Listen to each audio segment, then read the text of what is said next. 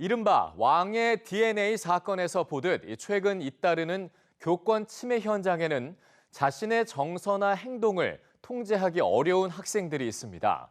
하지만 이런 아이들을 발견하고 치료로 연계하는 안전망은 허술한 현실인데요. EBS 뉴스는 오늘부터 정서행동 위기 학생을 위한 인프라를 점검하는 기획 보도를 시작합니다. 오늘 그 첫 순서로 정서행동 특성 검사의 실태를 서진석 기자가 보도합니다.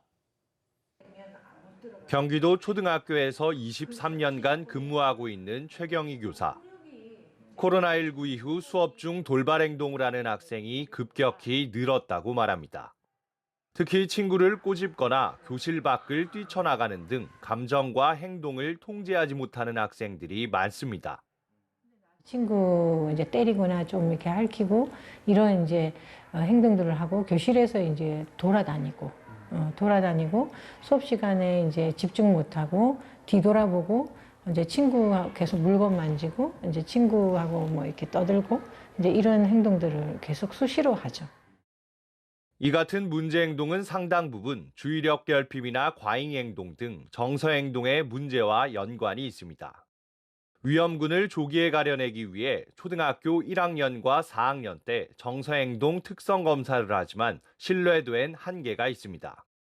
실제 극단 선택을 하거나 정서행동 장애로 진단받은 학생들도 이 검사를 통해 가려지지 못하는 사례가 적지 않습니다.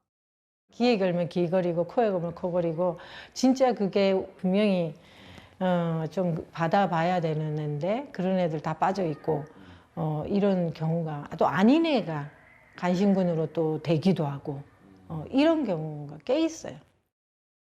EBS 취재진은 교육부가 취합한 최근 6년치 정서행동 특성검사 결과를 입수해 살펴봤습니다.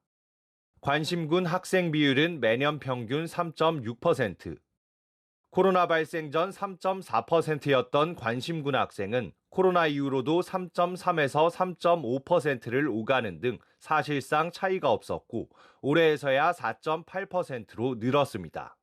실제 ADHD로 진료를 받은 국내 소아청소년이 5년 사이 70% 넘게 증가한 것과 대조적입니다.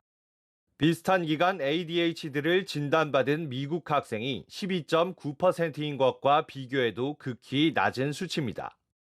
정서행동 특성검사의 신뢰도가 떨어지는 이유로는 먼저 문항의 숫자가 턱없이 적다는 점이 꼽힙니다. 초등학생과 중고등학생용 검사는 각각 65문항과 63문항에 불과해 일반적인 심리검사의 10분의 1 수준입니다. 심지어 초등학생 설문에서 주의력과 과잉행동을 측정하는 문항은 11문항에 불과하고 이마저도 부모의 자기응답식 검사라 신뢰도는 더 떨어집니다.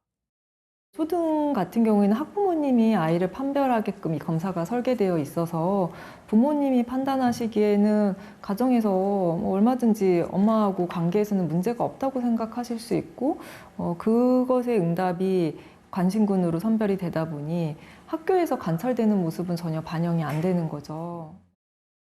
초기 단계에서 정서행동 문제를 제대로 알 수 없으면 시기적절한 치료로 연계되기 어려울 뿐 아니라 교권과 다른 학생들의 학습권 침해로 이어질 수 있는 상황. 교육부는 지난해부터 정서행동 특성 검사를 보완하겠다고 약속했지만 아직 정책 연구조차 마치지 못하는 등 진척은 지지부진합니다. EBS 뉴스 서진석입니다.